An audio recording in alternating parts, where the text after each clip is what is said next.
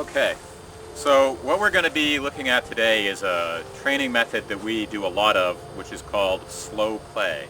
The phrase slow play is a takeoff of the traditional phrase for broadsword free fencing, which is loose play. So the difference between slow play and loose play is obviously you do it slowly. Now, we posted a bouting video recently, and somebody on one of the forums said there's absolutely no training value to be gained in going slowly like that. It's one of the reasons I wanted to do the video, is to show what the training value is in going slowly like that.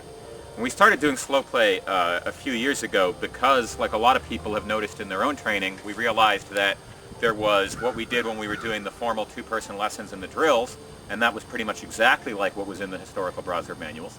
And then there was what we did when we were bouting, which was only sort of like what was in the historical broadsword manuals. And this is a problem I've seen a lot of people talking about with longsword stuff as well, particularly in tournaments, is people are very concerned that the stuff that you see described in the effect book doesn't seem to happen that much in real bouts. Why is this? Why is there a gap between the formal techniques and what people are actually able to pull off when they're trying to win?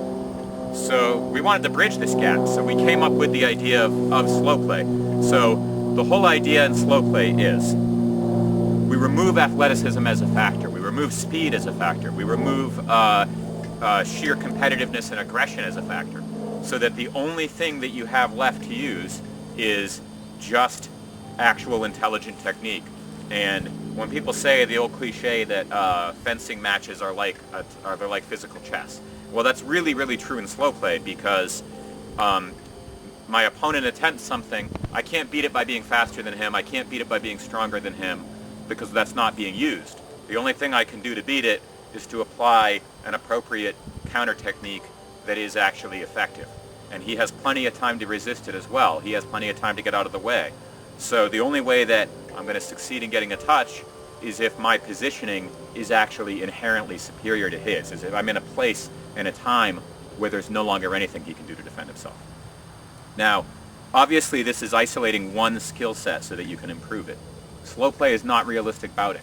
What it's intended to do is to improve your technical skill when you go back to realistic, full speed, full contact bouting. Okay? And in the couple of years that we've been doing this, we have seen our bouting go from being just sort of like what's in the broadsword manuals to now I feel confident that when you look at us bout, it looks like what we see described in the broadsword manuals. So I think this could work for any martial art that uses weapons if you do a lot of work on slow play. And I mean, the first couple of years we were doing it, it was probably half or three-quarters of our class time. If you do a lot of this, you can bridge the gap between drills and reality. It really can happen. So one thing that is unrealistic but usefully so about slow play is that grappling happens far more often. So we all know you need grappling skills sometimes in a real bout. We also know that it doesn't happen every bout. It particularly doesn't happen against an opponent that is equally matched to you and you're both very fast and you're both really trying to hit each other. A lot of times it's not safe at all to try to go in for grappling. But it does come up, and it's very useful to have grappling skills. If I have grappling skills and the other guy doesn't, I definitely have a huge advantage if it gets into that range. So grappling happens far more often in slow play than it does in loose play, and the percentage of time that it happens is unrealistic, but the fact that it gives you more time to work on it is great, because your grappling skills, I don't mean your real-world grappling skills or your grappling skills outside of a sword context, but your close-distance sword grappling skills, they get far, far better as a result. So Matt and I are going to start. We generally do slow play without protective gear. That's partly to remind ourselves that this has to have a non-competitive spirit. If you're doing anything with weapons without protective gear, please be unbelievably careful, because obviously this can cause a terrible injury to a person. So.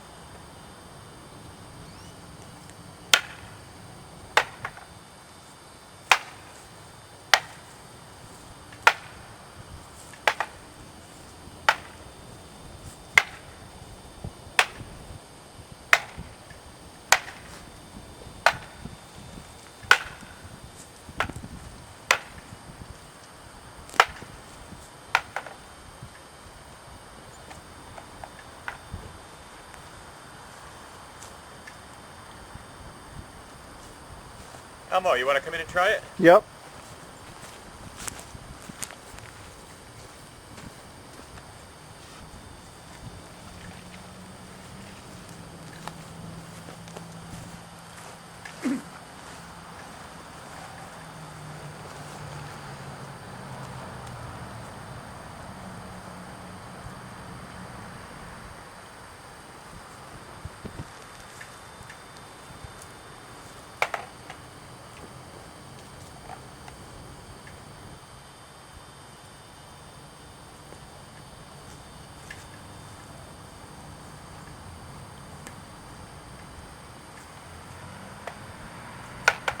Keep the same slow, steady, even pace throughout.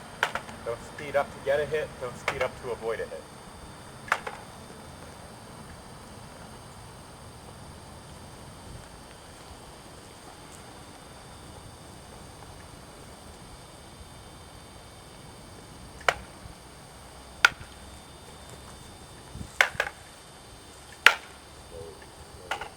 Okay, so now you want to get out so that I can't do whatever I'm going to do next, unless your intention is to close. That is my intention, is to close.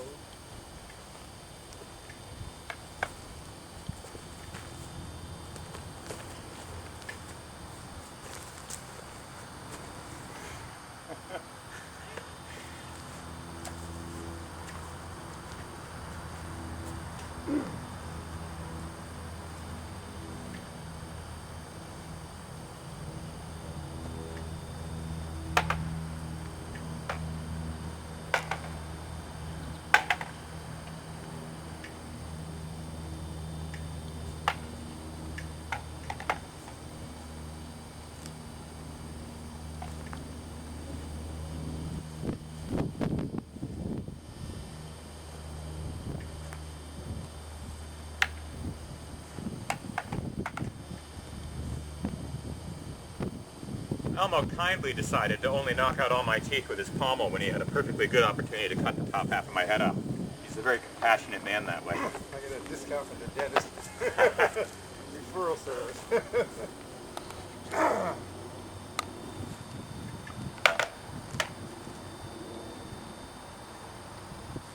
So that's a perfect example of how positioning plays into this. Elmo's position, his arm position, was just inherently vulnerable to a time cut. This is where you see why athleticism isn't everything, although it is a tremendous asset. From the position that we were in, Elmo basically couldn't avoid the cut if I do the correct thing.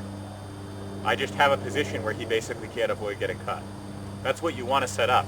You want to have athleticism as much as you're personally capable of, both genetically and in terms of how much physical practice you've done, conditioning, that kind of thing. You definitely want to have athletic attributes. But you don't want them to be the reason you score a touch.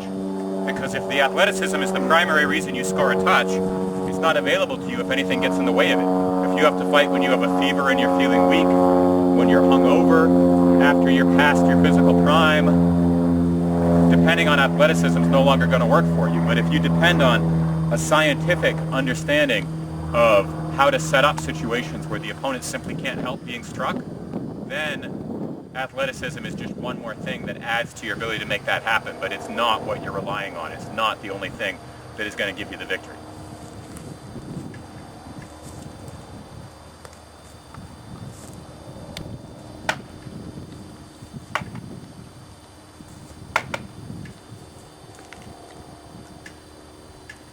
There's another example right there. If he goes for my leg when I'm in a position to shift and counter to his arm, nothing in the world is going to prevent him from getting cut. It's all about the position.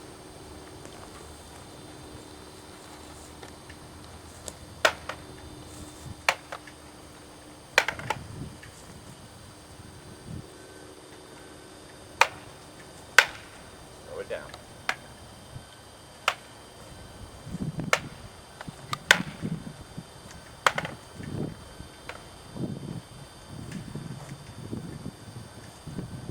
Matt, you want to come in against Elmo?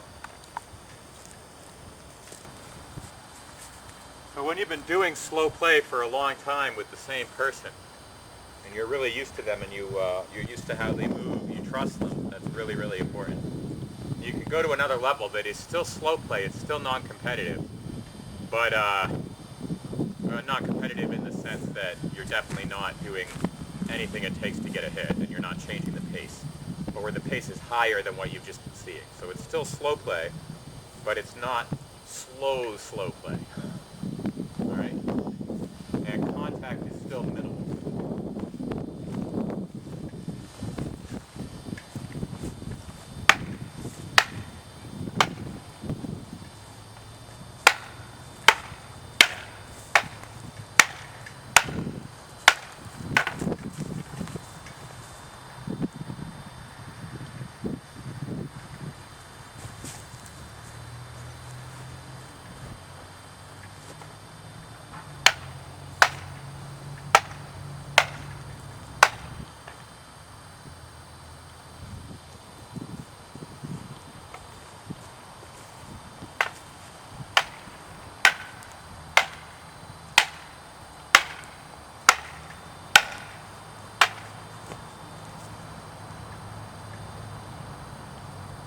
And that was an inside slip, which is one of the old style tactics that appears in the lessons and only happens occasionally in a real bout. Slow play gives you an environment in which you can practice using it in a situation where the opponent's actions are not totally predictable and are not choreographed. The more you do things like the inside slip and slow play, the more they start to happen in loose play.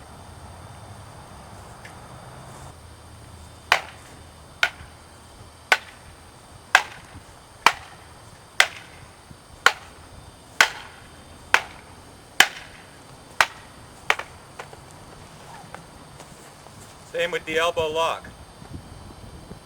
A lot of people find it tough to pull this off in a bout. I've had students tell me before that looks great on paper, but it never would happen in reality. It does happen in reality. It happens in a real bout once you're used to it. You have to get used to it. Slow play is an environment in which you can get used to actually pulling off an elbow lock. And then once you're doing it at full speed, it becomes not so hard to do at all.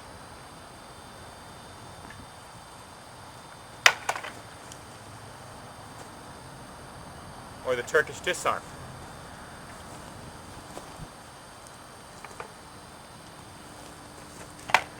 Or the drop. All that stuff, all the flash moves, all the things that are signature techniques of a particular master. Hard to make happen in a real bout because when you're under the pressure of a real bout, what the other guy's doing is unpredictable. He's moving everywhere. He's trying to mess up all your plans. And you stop even trying. You start only concentrating on the simplest techniques in your system, which are your bread and butter anyway. So you might think, you know, that one's only for demonstrations. Not necessarily so. A lot of times it can really be done once you're used to it. So now what we're going to do is we're going to throw on masks, bring the speed up all the way to the top, and I'm going to show how some of these techniques, they really do happen in real bouts. And they happen because we've been doing slow play.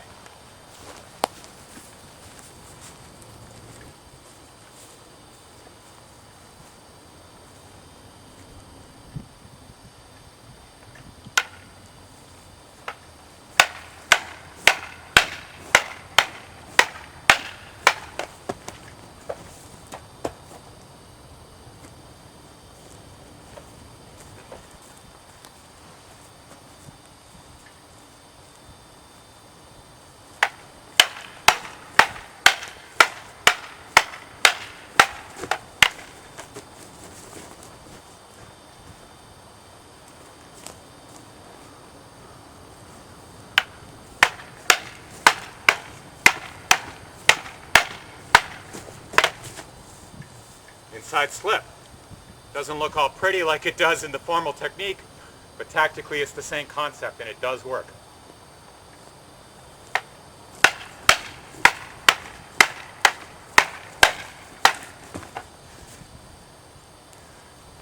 A drop, which Matt pulled off to counter my attempted Turkish disarm.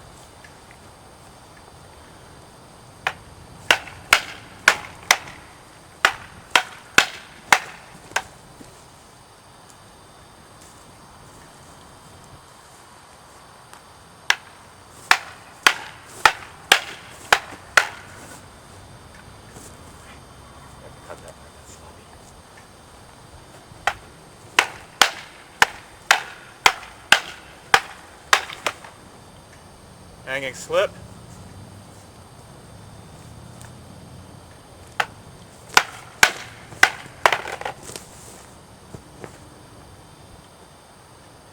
Turkish disarm.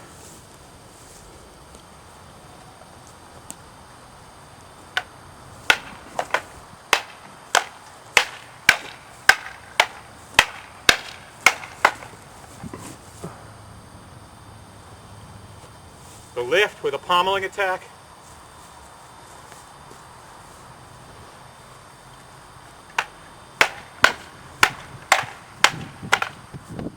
Timing attack.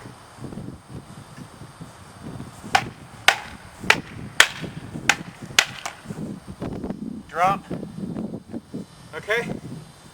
Anything that you see in the manuals can be done. Okay, maybe that's a bit of a too broad statement. There's two exceptions.